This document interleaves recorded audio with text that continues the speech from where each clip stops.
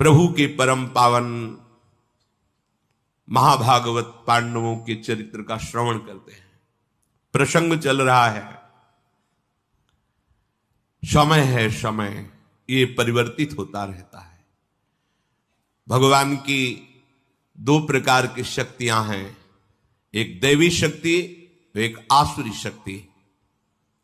जैसे दैवी शक्ति को भगवान का बल मिलता है, ऐसे ही आसुरी शक्ति भी भगवान के ही बल से बली होकर के वो दैवी शक्ति के ऊपर आक्रमण करती है। ये उनकी लीला है। कभी कभी आसुरी शक्ति इतनी बलवान हो जाती कि दैवी शक्ति को भी जो कष्ट हैं, विपत्तियां हैं, उनको सहना पड़ता है, पर विजय दैवी शक्ति की ही होती है। पक्ष भगवान दैवी शक्ति का ही लेते हैं। कोई भी इस मृत्युलोक में जन्म लेकर के ऐसा नहीं हुआ कि जिसका एक जैसा समय चलता रहे। परिवर्तनशील है ये लोक, शब दिन होत न एक समान, परिवर्तन होता रहता है। अभी कुछ समय पहले ही देवराज इंद्र की आज्ञा से, भगवान की प्रेरणा से विश्वकर्मा ने दिव्य इंद्रप्रस्थ की रचना की। उनके राजा हुए युधिष्ठिर। मायासुर ने दिव्य सभा की रचना की। चारों भाइयों ने चारों दिशाओं पर विजय प्राप्त करके जो बड़ा ही दुर्लभ राजस्व यज्ञ है वो यज्ञ संपादन किया। अवभृत स्नान यज्ञ की पूर्णता, बड़े बड़े ब्रह्म ऋषियों का स्वागत सम्मान सब, जहां स्वयं भगवान योग योगेश्वर श्री कृष्णचंद्र जो विराजमान है। देखो, एक समय ये जय ध्वनि हो रही, एक समय ये आया कि जहां कौरवों ने शकुनी को आगे करके धर्मराज युधिष्ठिर द्वित क्रीड़ा का कभी भी भाव नहीं किया। खेलने की तो बात जाने दो, पर क्षत्रिय धर्म है कि यदि ललकारा जाए तो कदम पीछे नहीं हटना चाहिए। और ये धर्म का ही अवतार है। जब सम्राट पद पर अभिषिक्त हो चुके हैं तो थोड़ा तो गर्व होना चाहिए। पर देखो, ऐसे महापुरुष बिल्कुल गर्व नहीं। धृतराष्ट्र ने बुलाया, तत्काल आ गए, जुआ खेलो। यद्यपि उन्होंने कहा है निंदनीय कर्म है, नहीं, ऐसा नहीं होना चाहिए, पर जब आप आदेश करते हो तो मैं आपके आदेश का उल्लंघन नहीं करूंगा। और धर्म है कि यदि कोई ललकारे तो पीछे नहीं हटना है। द्वित क्रीड़ा में एक ऐसा उन्माद चढ़ता है कि शायद अब की जीत जाए, शायद अब की जीत जाए। ऐसी ही प्रक्रिया में शकुनी प्रोत्साहित करता रहा युधिष्ठिर जी को। सब कुछ हार गए, यहां तक कि नकुल, सहदेव, भीम, अर्जुन और अपने आप को भी हार गए। तब शकुनी ने कहा, महाराज अब तो आपके पास कुछ नहीं बचा।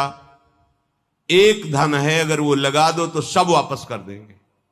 द्रौपदी, यदि द्रौपदी को दांव में लगा दिया और तुम जीत गए तो सब वापस कर देंगे। और हार गए महाराज तो फिर द्रौपदी हमारी हुई।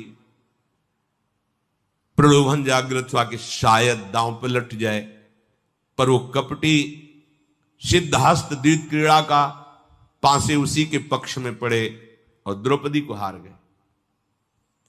दुर्योधन ने प्रातिकामी को आदेश किया, उसका निज सेवक है, जाओ द्रौपदी को बुलाओ, सभा में लाओ। प्रातिकामी से द्रौपदी ने कहा कि इस समय मैं रजस्व लाऊं, स्त्री धर्म से युक्त हूं, एक वस्त्र धारण किए हुए हूं और सभा में किसी भी तरह मैं नहीं जा सकती। पर यह सभा में पूछ के आओ कि महाराज पहले अपने को हारे हैं या मेरे को? क्या ये धर्म है अपने को पहले हारने के बाद मुझे दांव में लगाने का उनका धर्म बनता है? प्रातिकामी गया, कोई भी उत्तर सभासदों ने नहीं दिया। दुर्योधन ने फटकारा उसे। अंततो गत्वा दुशासन को आदेश किया, जाओ और द्रौपदी दासी उसको घसीटते हुए यहां लाओ।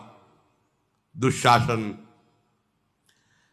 द्रौपदी के परम पवित्र केश जो अवभृत स्नान से पवित्र हुए हैं, ब्रह्म ऋषियों के मंत्र द्वारा जिनका राजस्व यज्ञ में अभिषेक हुआ है, ऐसी महारानी द्रौपदी को बाल पकड़ के घसीट के लाने की चेष्टा की। केश पकड़ने से द्रौपदी को कष्ट हो रहा, उससे ज्यादा कष्ट हो रहा है कि जो गुरुजन है उनके सामने एक वस्त्रा ऐसी अवस्था में जाना।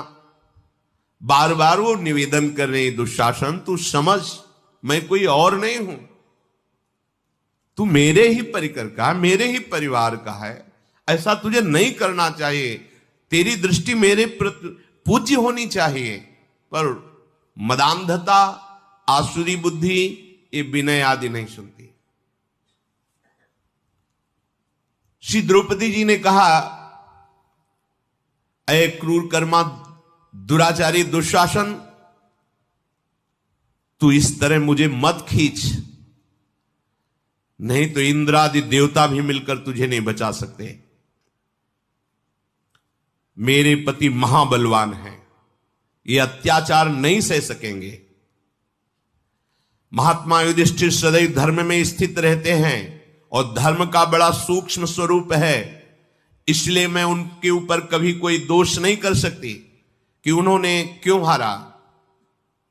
बिल्कुल नहीं, छोटे से छोटी बात भी मैं दोष युक्त उनकी ना देख पाऊंगी ना सुन पाऊंगी, क्योंकि उनका जो निर्णय होता है धर्म से युक्त होता है। तो सभा में मत ले चल, ये पाप पूर्ण कृत्य मैं देख रही हूं कि तेरे सिवा कोई और नहीं कर सकता है, निश्चय तेरी मृत्यु नजदीक है।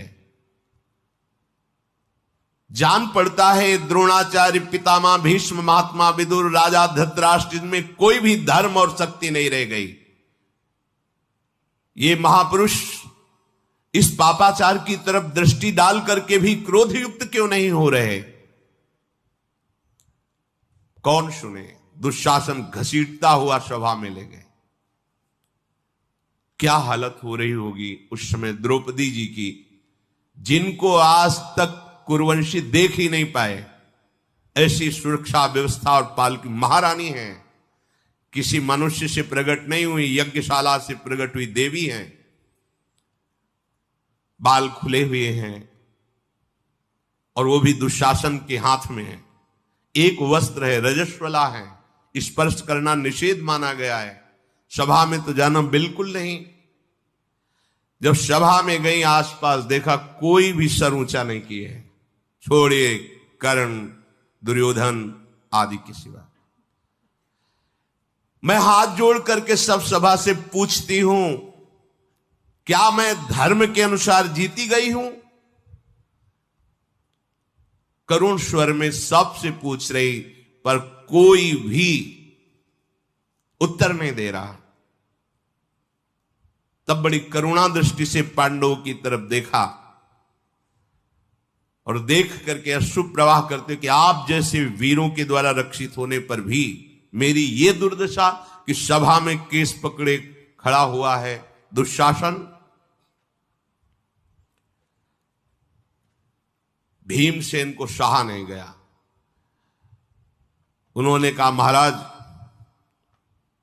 आपने हम भाइयों द्वारा जीती हुई संपूर्ण विश्व की भूमि को दांव पे लगा दिया, इंद्र जैसे सिंहासन को दांव पे लगा दिया, सब वैभव हमको भी गुलाम बना दिया, बर्दाश्त कर लिया, लेकिन द्रौपदी को जो तुमने दांव में लगाया, इस दशा को देख रहा हूं तो बस मेरे मन में एक ही बात आ रही कि तुम्हारी दोनों भुजाएं लात लगा के उखाड़ूं और आग में झोंक दूं। अर्जुन ने कहा, शांत रहो, ऐसे उद्दंडतापूर्ण वचन नहीं बोले जाते। महाराज धर्म से युक्त हैं, कहीं भी अधर्म का लेश नहीं है।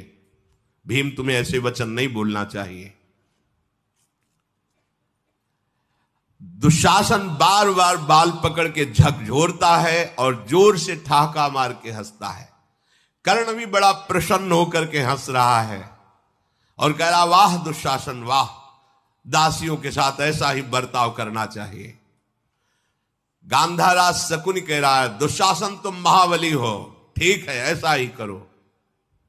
जितने सभासद थे, इस दुर्दशा को देखकर सबकी ग्रीवा झुकी हुई है। उस समय द्रौपदी की दुर्दशा देखकर किसी की हिम्मत नहीं हो रही कि रोक। ये है अधर्म के पक्ष का अन्न खाने का फल। द्रोणाचार्य जी, भीष्म पितामह सब हस्तिनापुर की तरफ से ही हैं, इन्हीं का अन्न खा रहे हैं। इसलिए इस समय इतनी सामर्थ्य नहीं रह गई। अगर एक खड़े हो जाते, द्रोणाचार्य ही खड़े हो जाते, तो किसी की सामर्थ्य नहीं कि द्रौपदी को छू सके। कृपाचार्य, भीष्म जी, बड़े बड़े, इनका कौन विरोध कर सकता है, लेकिन हिम्मत ही नहीं हो रही। और धर्म का बड़ा सूक्ष्म स्वरूप है, इसीलिए शांत है। मेरा विश्वास है धर्मराज युधिष्ठिर धन समृद्धि से भरी हुई सारी पृथ्वी का त्याग कर सकते हैं, लेकिन धर्म का नहीं। भीष्म जी बोले, इसलिए बेटा क्या उचित है क्या अनुचित है स्वयं धर्मराज युधिष्ठिर जानते हैं, इसीलिए मैं मौन हूं। भीष्म जी ने कहा। ये कोई उत्तर नहीं रहा। सब बातें एक तरफ हैं, लेकिन किसी भी स्त्री के साथ यदि ऐसा दुर्व्यवहार हो रहा हो और अपने में बल हो, तो प्राणों की आहुति दे देनी चाहिए और उसकी रक्षा करनी चाहिए। यह सबसे बड़ा धर्म है। इसके आगे कोई धर्म का नहीं। धर्म का भी एक क्रम होता है। जिस समय ऐसी अपवित्र स्थिति हो, उस समय एक ही धर्म बचता है, उसकी रक्षा करना। ये शकुनी बहुत धूर्त है और द्वित विद्या का बहुत बड़ा जानकार है, सिद्धास्त है। इसने छल करके जीता है, पर युधिष्ठिर को समझ में नहीं आया और वो हारते चले गए। अब हम क्या बोले? भीष्म जी ने कहा। द्रौपदी ने कहा, जुआ खेलने में निपुण, अनार्य, दुष्टात्मा, कपटी, द्वित प्रेमी, इन धूर्तों ने महाराज को उकसाया, सभा में बुलाया और इस तरह उनके बिल्कुल जिनको जुआ का ज्ञान नहीं, उनको परास्त किया। ये अशुद्ध भावना वाले पहले युधिष्ठिर को जुए में जीते, तत्पश्चात मुझको दांव में लगाने का भाव इनके अंदर उत्साहित किया। वो सभा नहीं है जहां वृद्ध पुरुष ना हो, और वो वृद्ध पुरुष नहीं है जो धर्म का ज्ञान न रखता हो, और वो धर्मात्मा नहीं है जो धर्म के अनुसार वर्ताव न करता हो, और वो धर्म क्या जिसमें सत्य न हो, और वो सत्य क्या जिसे छल जीत ले। द्रौपदी ने ऐसा, पर कौन सुने द्रौपदी की? भीम बोले, दुर्योधन हंस ले, इस समय मैं महाराज के आदेश से चुपचाप बैठा हूं, पर जिस दिन ये दास भाव से मुक्त होऊंगा तो सबसे पहला काम होगा अपनी भुजाओं की रगड़ से तेरी हंसी मिटाऊंगा। महाराज सब कुछ हार गए, मुझे कष्ट नहीं हुआ, पर आज सभा में जो अपमान हो रहा है, कोई भी रोके, मैं इस अपमान का परिणाम तो जरूर दूंगा। चाहे कोई देवता भी हो, यदि मैं आवेश में आ जाऊं तो वो जीत नहीं सकता है, फिर तुम क्या हो? ये पांडवों को पति रूप में प्राप्त करने वाली कृष्णा अपमान के योग्य नहीं है। ये श्री कृष्ण की सखी है, इसका ऐसा अपमान पूरे विश्व का विनाश करेगा। द्रौपदी की दुर्दशा देख करके मैं इतना क्रोधित हो रहा हूं कि बार बार मुझे लगता है, सहदेव तुम आग लाओ और इन युधिष्ठिर की भुजाओं को मैं अभी जलाता हूं। अर्जुन खड़े हो गए और उनका आपको फिर प्रार्थना करता हूं, महाराज का कोई दोष नहीं है, आप ऐसे अशुद्ध शब्द मत बोलो। भीम ने कहा, अर्जुन मैं जानता हूं, इसीलिए क्षत्रिय धर्म के अनुकूल बर्ताव करने वाले महाराज को भी क्षमा कर रहा हूं। नहीं, जैसे प्रज्वलित अग्नि अपने स्वरूप में आ जाती, अब तक मैं अपने स्वरूप में आ गया होता। पांडवों को दुखी देख करके दुशासन और आनंदित हुआ और द्रौपदी को घसीट रहा है। महाराज धृतराष्ट्र के 100 पुत्रों में एक विकर्ण नाम का पुत्र भी है। वो खड़ा हो गया और कहा, भूमि पालो द्रोणाचार्य, भीष्म जी, अब क्या तुम में सामर्थ्य नहीं रही कि इसका उत्तर दे दो? द्रौपदी पूछ रही है कि क्या मैं हारी गई हूं? अगर आप सभा में सब बैठे हुए इसका उत्तर नहीं देते तो सबको दंड मिलेगा, सबको महान कष्ट भोगना पड़ेगा। भीष्म, धृतराष्ट्र, कुरुवंश के सब वृद्धजन सुन लो, विदुर जी सब सुन लो, यदि तुमने द्रौपदी का उत्तर नहीं दिया तो सबको महान कष्ट प्राप्त होगा। ये मैं सत्य वचन कहता हूं। आपके उत्तर की केवल आवश्यकता नहीं, द्रौपदी समर्थ है अपने बचाव के लिए, पक्का। द्रौपदी चाहे तो सभा को भस्म कर सकती है। विकर्ण ने जब सभासदों से बार बार ये बात कही तो कोई भी कुछ नहीं बोला। बार बार आग्रह करने पर जब कोई कुछ नहीं बोला तो विकर्ण हाथ मलता हुआ, लंबी सांस खींचता हुआ कहा कि द्रौपदी के प्रश्न का ना उत्तर देने वाले समस्त सभासदों, तुम सबको मृत्युदंड प्राप्त होगा। देख लेना, ये धृतराष्ट्र के ही पुत्र हैं। मैं सत्य को साक्षी करके कहता हूं, इस सभा में जो भी द्रौपदी का उपहास कर रहे सब मृत्युदंड को प्राप्त होंगे। ये पांडुनंदन युधिष्ठिर को जो छल पूर्वक हराया गया है, ये द्रौपदी को दांव पे लगा करके जो जीता गया है, इसका परिणाम केवल मृत्यु है, केवल सर्वनाश है। कर्ण ने क्रोध में भर करके कहा, तू घर का है या बैरी है? अपने भाइयों के प्रति ऐसा साप दे रहा है। ठीक कर रहा है दुर्योधन और दुशासन। कर्ण ने विकर्ण को डांट लगाई। विकर्ण है धृतराष्ट्र का पुत्र। ए धृतराष्ट्र कुमार, तुम द्रौपदी को क्या जीती हुई नहीं मानते?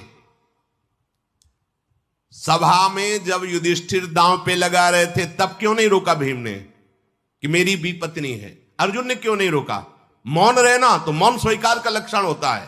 अर्थात पांचों ने मिलकर के द्रौपदी को हारा है, वाणी द्वारा कहकर द्रौपदी को दांव पे लगाया है। पांडवों ने मौन होकर स्वीकार किया है। दूसरी बात, राजा की सब संपत्ति उसके अधिकार में होती है। महाराज चक्रवर्ती सम्राट होकर सब कुछ हार गए, हर तरह से द्रौपदी जीती गई है।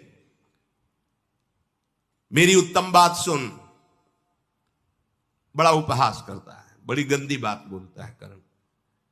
देख, स्त्री के लिए एक पति निर्धारित किया गया है। एक राजा कई रानियां रख सकता है, लेकिन रानी एक पति, और इसके 5 पति है। इसको सभा में निर्वस्त्र किया जाए, कौन सी बड़ी बात है?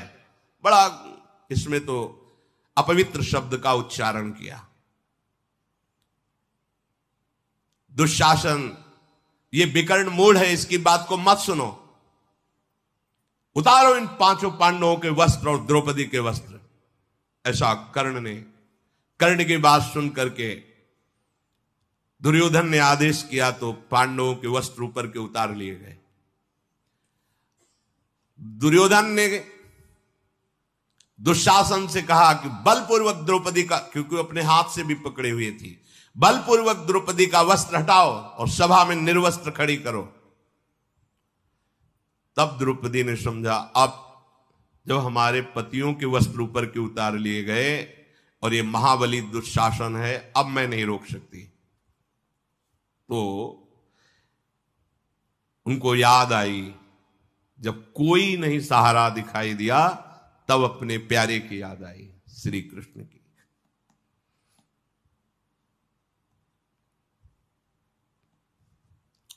जीव की यही दुर्दशा है, वो पहले भगवान को याद नहीं करता। जिसको अपना बल माने हुए उसको देखता है। जब पता चलता है कि कोई भी बल उसका सहयोग नहीं करता, तब उसको भगवान की याद आती है। इतना सब कुछ इसीलिए हुआ। अगर कहीं भी उनको सबसे पहले अन्य आश्रय छोड़कर प्रभु को पुकारती तो मुझे लगता है महल से ही उनको यहां नहीं आना होता।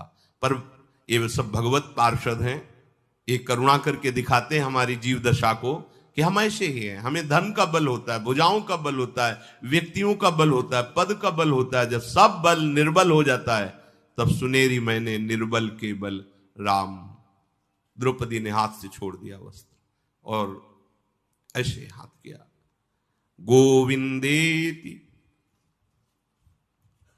समाभाष्य कृष्णेति च पुनः पुनः गोविंद गोविंद कृष्ण कृष्ण। मनसः चिन्तयामास देवं नारायणं प्रभुं आपत्स्वभयदं कृष्णं लोकानां प्रपितामहं। हे गोविंद द्वारिकावासिन्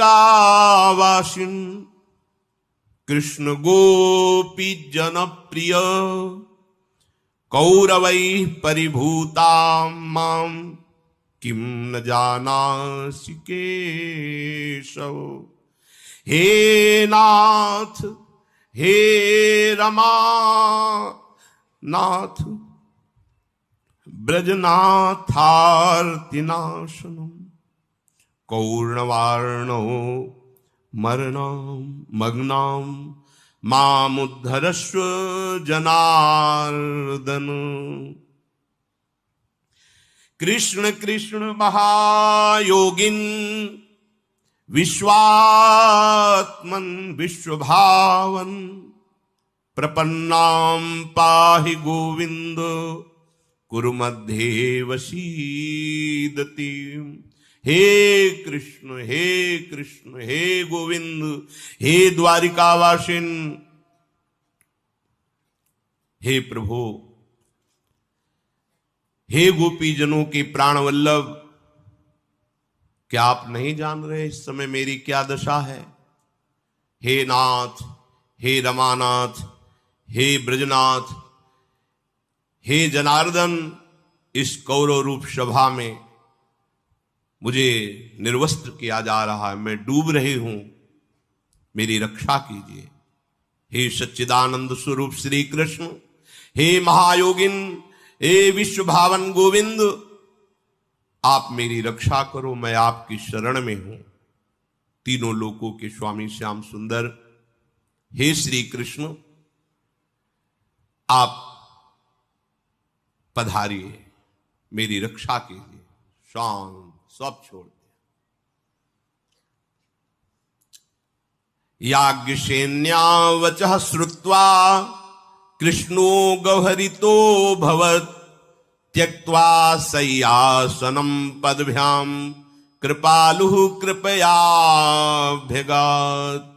कृष्णं च विष्णुं च हरिं नरं च त्राणाय विक्रोशति याज्ञसेनी। ततस्तु धर्मोऽन्तरितो महात्मा समावृणोद्वै विविधैः सुवस्त्रैः। जे भी द्रौपदी जी हे कृष्ण हे गोविंद हे नाथ ऐसा पुकार रहे, भगवान दौड़े पर सोचा विलंब हो जाएगा, इसलिए अंतर ध्यान होकर द्रौपदी के वस्त्र बन गए। भगवान का चीर अवतार हो गया, वस्त्रावतार हो गया। दुशासन खींचता जा रहा है और नवीन नवीन वस्त्र यहां से पल्लू नहीं हटा पाया। अनेक रंगों के वस्त्र प्रकट हो गए, अंबार लग गया वस्त्रों का। 10,000 हाथियों का बल रखने वाला दुशासन खींचते खींचते थक करके गिर गया। पूरी सभा में हाहाकार मच गया। द्रौपदी आंख मूंदे शांत भाव से खड़ी है। दुशासन थकित होकर के बैठ गया। भीमसेन खड़े हुए, उन्होंने कहा समस्त सभासदों मेरी बात पर ध्यान दो, आज के पहले किसी ने ऐसी बात नहीं कही होगी। ये खोटी बुद्धि वाला दुशासन जैसे द्रौपदी के वस्त्र को बलपूर्वक खींच रहा था, ऐसे ही मैं बलपूर्वक इसको घसीट करके सबके बीच में महायुद्ध में पटकूंगा, इसकी छाती फाड़ूंगा और रक्त पीऊंगा। ये मैं आप प्रतिज्ञा लेता हूं। अगर मेरी ये प्रतिज्ञा झूठ हो तो मुझे कभी सदगति प्राप्त न हो। इसको पटक कर मारूंगा, अपने हाथों से इसकी छाती फाड़ूंगा और इसका खून पीऊंगा। सब कांप गए। दुशासन शक्तिहीन चुपचाप लज्जित होकर बैठा हुआ है, वस्त्रों का अंबार लगा हुआ है। सब और धिक्कार है दुशासन को, दुर्योधन को, कर्ण को। ऐसी बातें होने लगी। गांधारी जी ने जब सुना कांप गई कि द्रौपदी सती है, देवी है, अगर उसने ठान लिया तो निश्चित सर्वविनाश हो जाएगा।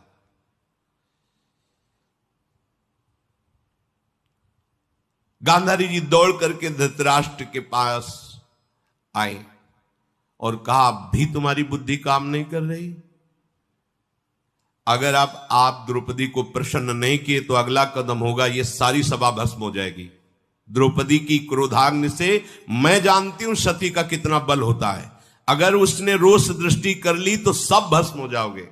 महाराज धृतराष्ट्र, आप जल्दी से जल्दी द्रौपदी को प्रसन्न कीजिए। द्रौपदी ने कहा कि आज जो कौरव सभा में अपमान हुआ, मेरे केश खुले, मैं पांडवों की पत्नी हूं और भगवान व्यास देव जी ने ब्याह करवाया है, अर्थात धर्म संज्ञक है, और दृष्टद्युम्न की बहन हूं, श्री कृष्ण की सखी हूं। आज के बाद एक केस खुले ही रहेंगे। जब तक कौरव वंशियों का खून इसमें नहीं लगेगा तब तक आज के बाद कभी केश नहीं बांधूंगी। द्रौपदी जी ऐसा बोल ही रही थी कि गांधारी ने फिर कहा, सावधान हो जाओ। अभी मैं कह रही हूं कि मना लो द्रौपदी को, नहीं तो सर्वनाश हो जाएगा। अर्जुन ने कहा कि मैं धर्म में बंधा हुआ हूं, फिर भी यदि महाराज युधिष्ठिर आज्ञा कर दें तो अभी पूरी सभा को अकेले में परास्त करूंगा। पर मैं प्रण लेता हूं, कर्ण, तुमने गलत शब्द उच्चारण किया द्रौपदी के प्रति, अब तुम्हें कोई बचा नहीं सकता। मेरे बाणों द्वारा तुम्हारी वही जबान काट करके मैं गिराऊंगा। प्रतिज्ञा करता हूं, मुझे कभी पुण्य लोक प्राप्त ना हो यदि मेरे द्वारा कर्ण का वध ना हो। मैं कर्ण तुम्हें मारूंगा।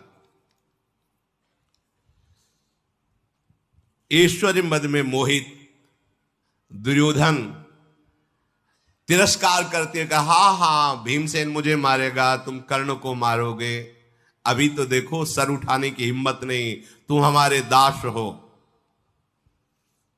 क्रोध से वो आविष्ट हो रहे हैं।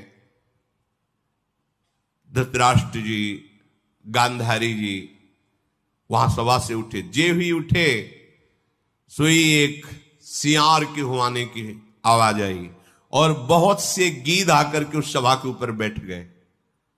ये अशुभ सूचना है। विदुर जी ने कहा, समझ गए महाराज, ये गीध और सियार आपको क्या उत्तर दे रहे कि अब आप कुछ भी कर लो, जल्दी से द्रौपदी को प्रसन्न करो, नहीं तो तुम्हारे वंश का विनाश निश्चित है। गांधारी जी ने विदुर जी से कहा कि द्रौपदी से बोलो शांत हो जाए, महाराज कुछ बात करना चाहते हैं। धृतराष्ट्र ने सभा में कहा, रे मंदबुद्धि दुर्योधन, तू जीता हुआ क्यों नहीं मर गया? मुझे ऐसा दिन देखना पड़ा। ये ऊपर की बात है इनकी। पांडव भी तो मेरे पुत्र हैं, पाप पूर्ण बर्ताव करने में तेरे को शर्म नहीं आ रही? अब तू अपने बंधु बांधवों को बचा ले, ये दुष्टता बंद कर। धृतराष्ट्र ने कहा, बेटी बेटी मुझे क्षमा कर दो, तुम मेरी पुत्र वधुओं में सर्वश्रेष्ठ हो, धर्मपरायणा हो, सती हो, मैं तुम्हें वरदान देने के लिए तैयार हूं, तुम मुझसे एक वरदान मांगो। द्रौपदी ने कहा, यदि वर देना चाहते हो तो मेरे धर्माचरण करने वाले प्राणपति महाराज धर्मराज युधिष्ठिर को दास भाव से मुक्त कीजिए।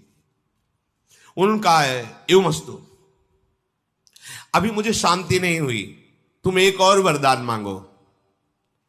तो फिर मैं दूसरा वरदान मांगती हूं, भीमसेन, अर्जुन, नकुल, सहदेव अपने अस्त्र शस्त्र और रथ के सहित स्वतंत्र कर दिए जाएं, तथास्तु। फिर तुम एक वरदान और मांगो। तो उनका, बस मुझे तीसरा मांगने की जरूरत नहीं, इतने में ही सब हो जाएगा। मेरे पति दास भाव से मुक्त ही उनको अस्त्र मिल गए, उनकी भुजाओं में इतनी ताकत है कि मुझे किसी और वरदान की जरूरत नहीं है। कांप गए धृतराष्ट्र जी और उन्होंने कहा कि तुम मांगो या ना मांगो, जितना कुछ जीता गया सब वापस कर दो, कुछ नहीं कुछ नहीं कुछ नहीं, सब तुम्हारा। इंद्रप्रस्थ तुम। घबरा गए धृतराष्ट्र की, अब तो सर्वनाश ही हो जाएगा। हम आपको मुक्त करते हैं, जो कुछ भी सब तुम्हारा वापस, और तुम तुरंत जाओ इंद्रप्रस्थ के सिंहासन पर विराजमान हो। धृतराष्ट्र जी के ऐसे वचन सुनकर युधिष्ठिर जी ने हाथ जोड़ा और चरण छुआ और कहा, ऐसी ही आशा थी कि आप परिवार में फूट नहीं होने देंगे, आप पिता हैं। उन्होंने कहा कि बेटा मैं जानता हूं कि तुम धर्मात्मा हो, क्षमा करना। ये दुष्टता की बातें जो शकुनी, कर्ण और दुर्योधन दुशासन के द्वारा हुई, मैं बहुत लज्जित हूं। जाओ जाओ, तुम अपनी राजधानी को जाओ। एक भी बात अब तुम ऐसी मत सोचना, यही सोचना कोई गलत स्वप्न था, निकल गया, जाओ तुम। कांप रहे हैं धृतराष्ट्र जी। युधिष्ठिर जी ने कहा कि हमारी तो वृत्ति ही है अपने बुजुर्गों की उपासना करना, मैं कभी बुरा नहीं मानूंगा, और मेरी आज्ञा में रहने वाले भाई कभी आपका बुरा नहीं करेंगे, बस आप आज्ञा दीजिए। भारत तुम शांत रहना, धृतराष्ट्र ने कहा, और सब भूल जाओ, जाओ। युधिष्ठिर जी जैसे आए थे वैसे ही इंद्रप्रस्थ के लिए जा रहे, अभी आधे रास्ते पे ही पहुंचे होंगे। दुर्योधन, शकुनी, दुशासन, कर्ण, इन्होंने का सब बिगाड़ दिया धृतराष्ट्र जी ने। जो हमने सब एकत्रित किया था और सब वापस कर, अब क्या होगा? दुशासन ने कहा कि महारथियों तुम चाहे जितना प्रयास कर लो, भीम हमारा सीना फाड़ के खून पिएगा, उसका संकल्प नहीं टल सकता यदि छोड़ दिया गया तो। कर्ण ने कहा मार तो सकते नहीं, क्योंकि अस्त्र उनके पास पहुंच गए हैं, सब वैभव उनका हो गया है। अब तो बस हमें यही लगता है कि युद्ध होगा और सर्वनाश होगा। शकुनी ने कहा कि दुर्योधन अभी तुम काम बना सकते हो, तुम एकांत में जाके अपने पिता के चरणों को पकड़ के रो, और जो मैं सिखा रहा हूं वो बात कहो जाके। धृतराष्ट्र के समीप गए, दुर्योधन पैर पकड़ लिए, पिताजी मुझे बहुत भय लग रहा है। क्यों? क्योंकि अर्जुन गांडीव पा चुका है, और वो वीर जब अपने स्वरूप में द्रौपदी का चिंतन करेगा कि ऐसा अपमान किया गया, तो हम भाइयों को बिल्कुल इंद्रप्रस्थ से ही वहीं से नष्ट कर देगा। यहां हस्तिनापुर दिव्यास्त्रों का ज्ञाता है, बिल्कुल बिल्कुल मैं नहीं बच पाऊंगा, मैं बहुत भयभीत हूं, आप हमारी रक्षा कीजिए। अच्छा बेटा, तो क्या कर सकते हैं अब? मामा ने कहा है एक बार केवल वापस बुला लीजिए, अब की बड़ा जुआ नहीं होगा, एक दांव होगा, और उस दांव में 12 वर्ष का वनवास और 1 वर्ष का अज्ञातवास। यदि वो जीते तो हम जाएंगे, और हम जीते तो वो जाएंगे, और अगर वो चले गए तो हम 12 वर्ष में इतनी व्यवस्था कर लेंगे, इतने मित्र बना लेंगे कि पांडवों से लड़ सकते हैं। महाराज मुझे बचा लो।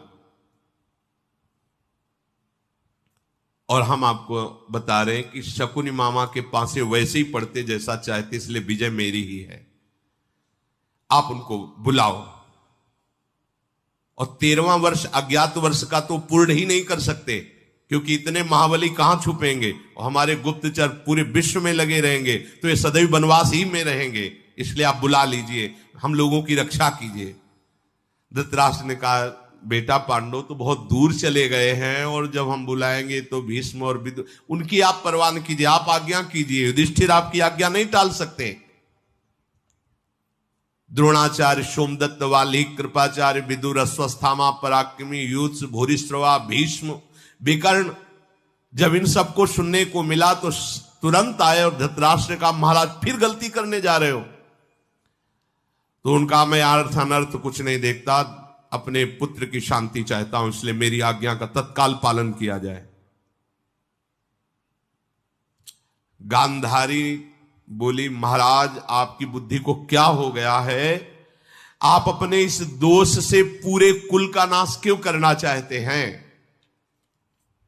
धृतराष्ट्र ने कहा मैं इस समय किसी और पर दृष्टि नहीं रख रहा हूं, केवल दुर्योधन पर रख रहा हूं, मुझे उसकी रक्षा करनी है। यह होता है भगवान का विधान। चाहे जितनी दूर चले गए हो महाराज, आपका आज्ञा पाते ही धर्मराज वापस आ जाएंगे। युधिष्ठिर कभी आपका आदेश उल्लंघन नहीं कर सकते, इसलिए आप भेजो। तुरंत प्रातिकामी जिसको द्रौपदी को लाने के लिए भेजा, उसको भेजा। वो जाके बोला महाराज आपके दर्शन करना चाहते हैं, तुरंत वापस बुलाया है। अर्जुन समझ गए फिर कोई चाल है। महाराज युधिष्ठिर ने कहा यदि पिताश्री ने आज्ञा की है तो राजा भी हैं, हमारे बड़े पिता भी हैं, आज्ञा उल्लंघन, फिर मोड़ लिया। वैसे ही सेना और सभा के साथ आए। रास्ते में पूछा प्रतिकामी से, तुम जान पाए हो कि किस काम के लिए बुलाया है? बोले मुझे लग रहा है कि जुआ खेलने के लिए बुलाया है। पांडुनंदन युधिष्ठिर अपने भाइयों के साथ पुनः वापस आ गए। महारथी युधिष्ठिर जी ने प्रवेश करके चरण छुए धृतराष्ट्र, क्या आज्ञा है पिताश्री? तो शकुनि ने कहा जो आज्ञा हम बता देते हैं, आओ सामने आके बैठो, आकर के हमसे द्वैत क्रीड़ा करो। अब एक ही दांव लगेगा महाराज, यदि इसमें जो हारेगा उसे 12 वर्ष का वनवास, 1 वर्ष का अज्ञातवास, राजसी पोशाक छोड़कर मृगचर्म धारण करके वनवास में रहना होगा। 13वां वर्ष ऐसा अज्ञातवास कहो कि कोई जाने ना, अगर जानकारी में आ गया तो फिर 12 वर्ष का वनवास, 1 वर्ष का अज्ञातवास। अगर हम जीते तो द्रौपदी के साथ 5 पांडव तुम जाओगे, और अगर हम हारे तो कौरवों के साथ हम जाएंगे। 13वां वर्ष बहुत सावधानी से व्यतीत करना होगा, जिससे कोई जान भी ना पावे। युधिष्ठिर जी ने सब भाइयों की तरफ देखा कि विधान प्रतिकूल ही है, मैं ना कर नहीं सकता। धृतराष्ट्र जी ने बुलाया इसलिए आज्ञा उल्लंघन नहीं। कितना धर्म है! इसका मतलब है अब हमें 12 वर्ष वनवास भोगना ही है। सभासदों ने हाथ उठा करके कहा कि बिल्कुल मत खेलना युधिष्ठिर, ये छल का कपट द्यूत है। धिक्कार है कौरवों को जो ऐसे धर्मात्मा सीधे साधे युधिष्ठिर को फिर फंसा रहे हैं। युधिष्ठिर जी परिणाम जानते हुए भी धृतराष्ट्र की आज्ञा से पुनः बैठ गए। उस समय यह विधान ही समझा जाए कि युधिष्ठिर जी ने विरोध नहीं किया। क्या ऐसे विचार करना चाहिए कि इस तरह पर वो भगवान की लीला होती, विधान होता है। शकुनि ने हाथ में पाशा लिया और वो सिद्ध हस्त है। तो महाराज तैयार हो? युधिष्ठिर जी ने कहा हां। बस जे ही चला तो दांव उसी के पक्ष। लो महाराज मैं जीत गया, सभा देख ले मैं जीत गया। अब तुम्हें 12 वर्ष का वनवास हो, 1 वर्ष का अज्ञात, सारी संपत्ति छीन ली। पहले से निश्चय हो गया था कि तो हार होनी है। युधिष्ठिर जी को आता नहीं था सीधे साधे सरल स्वभाव, न मन कुटिलाई।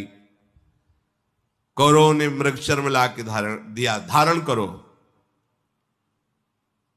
और जो ऋषि मुनियों की रहनी होती उसके अनुसार तुम्हें रहना होगा। वनवास की दीक्षा लो हम लोगों के सामने कि 12 वर्ष तक आप वनवास धारण करोगे, 1 वर्ष तक अज्ञातवास। वनवास के लिए मृगचर्म धारण किया और कहा हमारे अस्त्र शस्त्र दे दो क्योंकि वन में रहना है। तो उन्होंने अस्त्र शस्त्र दे दिए। धृतराष्ट्र पुत्रो, भूमंडल का एक छत्र राज्य तुम्हें प्राप्त हो गया है और हमें पराजित ही नहीं भारी विपत्ति में तुम लोगों ने डाल दिया है। पर मैं जरूर कहता हूं कि निरपराध हमको दंड देने वाले तुम लोगों की दुर्गति पक्की। मैं नहीं चाहता था कि तुम्हारे को कष्ट मिले। तो दुशासन ने हंसी उड़ाया और कहा अरे बैल बैल जा जा तू। भीम को देख करके, जो द्रौपदी जी राजरानी के वस्त्र पहनती थी उनके लिए भी एक मृगचर्म और नीचे वस्त्र, एक क्षमाशील जितेंद्रीय कौरवों का सब वैभव प्राप्त हो गया और पांडवों का अपहरण हो गया। कैसा धर्म कब पालन करने वाले स्वीकार कर लिया। समस्त पांडवों का अब जीवन निरर्थक हो गया है, ऐसा कर्ण और दुर्योधन ने कहा।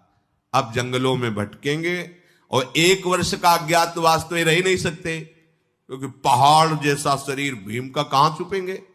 गांडीव धनुषधारी अर्जुन का और धर्मात्मा चक्रवर्ती सम्राट पर अभिषेक हो चुका है युधिष्ठिर का, सब देश देशांतर के लोग जानते, कैसे छुपेंगे। इसका मतलब जीवन भर वन में ही रहेंगे।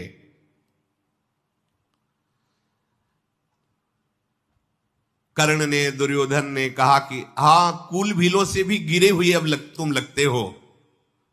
तुमसे अच्छे कोल भी लगते हैं। कितना अपमान। देखो धर्म पे चलना कितना कठिन है। भीमसेन ने कहा, रे निर्लज्जो, कर लो बात जो करनी है तुम्हें, चाहे जितनी हंसी उड़ा लो। तो कौरवों के पुत्र नाचते हुए उनके आसपास ताली बजा के, और भीम से कहने लगे, ऐ बैल, अब तू कुछ बिगाड़ सकता है मेरा? भीम ने कहा कि नृशंस दुशासन, तेरे सिवा ऐसी कोई मजाक नहीं कर सकता। अब तुम जाओ, मुझे क्रोध मत दिलाओ। यदि कहीं क्रोध आ गया तो जो कसम खाई थी वो अभी पूरी कर देंगे हम। हमारे लिए कुछ दुर्लभ नहीं, पर महाराज की आज्ञा से मैं बंधा हुआ हूं। भीमसेन ने कहा कि दुशासन, दुर्योधन, कर्ण सब सुन लो। तिरछे होके कहा, 12 वर्ष मेरे लिए वनवास रहना कोई बड़ी बात नहीं, क्योंकि मैं वन में ही पैदा हुआ हूं और वन में ही पला पोषा हूं। ये तुम्हारे लिए कोई कठिन बात होगी। मैं तो ऋषियों के बीच में ही रहा हूं, 12 वर्ष यूं काट के आया, पर 14वें वर्ष के लिए तुम तैयार रहो कि तुम्हारी दुर्दशा पक्की। मैं दुर्योधन का निश्चित वध करूंगा, अर्जुन कर्ण का संहार करेंगे, सहदेव शकुनी को पक्का मारेंगे। ये लिख लो आप लोग। जीव ही समस्त पूर्ववासियों ने ये सुना तो सब एकत्रित हो गए, लाखों करोड़ों की संख्या में। और उन्होंने कहा, महाराज 12-13 वर्ष क्या, एक दिन भी हम आपके बिना नहीं रह सकते। नहीं, जहां हमारे धर्मराज युधिष्ठिर, वहीं पूरी प्रजा साथ जाएगी। विदुर जी आए और कहा, देखो कुंती को हम अपने पास ले जाना चाहते हैं, क्योंकि बहुत वृद्ध हो गई हैं और महल में रहना यहां ठीक नहीं है। इसलिए तुम्हें हम बता देते कि तुम निश्चिंत रहना, कुंती हमारे द्वारा सुरक्षित और सेवित रहेंगी। पांडवों ने विदुर जी को प्रणाम मुद्रा में कहा, जैसी आज्ञा आप देंगे वैसा ही, हम सब आपके पुत्र हैं, वैसा ही हम चलेंगे। विदुर जी ने कहा कि देखो युधिष्ठिर, तुम धर्म के ज्ञाता हो। ऐसा समय कभी कभी धर्मात्माओं के जीवन में आता है, घबराना नहीं, ये भी समय नष्ट हो जाएगा। सहदेव, अर्जुन, भीम सदैव संयम और प्रीता का बर्ताव रखना। महाराज युधिष्ठिर की कभी आज्ञा के विरुद्ध मत जाना। द्रौपदी, तुम सदैव धर्म को आगे रख करके अपने पतियों का सेवन करना। मेरा आशीर्वाद है, कोई भी तुम्हें शारीरिक या मानसिक क्लेश स्पर्श न करे। विदुर जी ने ऐसा कहा। और कुंती जी को अपने साथ रखने का कहा, हे पांडवों, तुम्हें 12 वर्ष में कोई रोग नहीं हो सकता, कोई भी बलपूर्वक तुम्हें परास्त नहीं कर सकता। मैं सत्य को साक्षी करके कहता हूं, तुम सुरक्षित 13 वर्ष व्यतीत करके इंद्रप्रस्थ के सिंहासन पर होगे। युधिष्ठिर के प्रस्थान करने पर कुंती जी रो पड़ी और कहा कि यदि मैं ऐसा जानती कि ऐसा मेरे साथ छल होगा तो सतश्रृंग पर्वत से मैं यहां आती ही नहीं आप लोगों को लेके। धन्य है महाराज पांडु जो इस दुख को नहीं देख पाए। मेरे परिवार के साथ जैसा ये दुख भरा प्रसंग हो रहा है, इससे मैं अच्छा मानती यदि मेरे प्राण निकल जाते। मेरे रहते हुए मेरे पुत्रों को 12 वर्ष वन और 1 वर्ष अज्ञातवास। कुंती जी रोत रही हैं। द्रौपदी जी ने आके चरण छुआ और कहा, आप निश्चिंत रहिए, जब तक मेरे शरीर में प्राण है तो मेरे 5 पतियों का कोई बाल बांका नहीं कर सकता। कुंती ने कहा, पुत्रों मेरी बात ध्यान रखना, कैसी भी परिस्थिति आवे आपस में कभी फूट मत करना, सदाचार और धर्म का कभी त्याग मत करना। चाहे जितनी विपत्ति का पहाड़ टूटे, घबराना नहीं, धैर्य से निकल जाना। तुम लोगों को कष्ट नहीं मिला है, ये कष्ट मेरे को मिला है। उस मां के हृदय से पूछे जिसके ऐसे महाबली पुत्रों का राज्याभिषेक हुआ हो फिर उसे वनवास दिया गया हो। मैं जानती हूं कि मेरे ही भाग्य का दोष तुम्हें भोगना पड़ रहा है। विलाप करने लगी। पांडवों ने प्रणाम किया, विदुर जी को इशारा किया, विदुर जी कुंती जी को ले गए और वो वन के लिए निकले। जब संपूर्ण प्रजा साथ है तो महाराज युधिष्ठिर ने धौम्याचार्य जी से आदेश किया कि आप सदैव कृपा करके हमारे साथ रहें, ये आचार्य हैं। उन्होंने कुश लिया और वेद मंत्रों के द्वारा मार्ग प्रक्षालन करते हुए आगे बढ़े। पांडव पीछे, दसियों हजार ब्रह्म ऋषि हैं, लाखों करोड़ों प्रजा उनके साथ है। धृतराष्ट्र ने पूछा, विदुर पांडव निकल गए? बोले हाँ निकल। अच्छी सांस ली, चलो हमारे पुत्र सुरक्षित हैं। तो विदुर कैसे जा रहे हैं पांडव, उनकी चेष्टा क्या है? विदुर जी ने कहा, महाराज परम बुद्धिमान युधिष्ठिर आंख नीचे किए हुए हैं,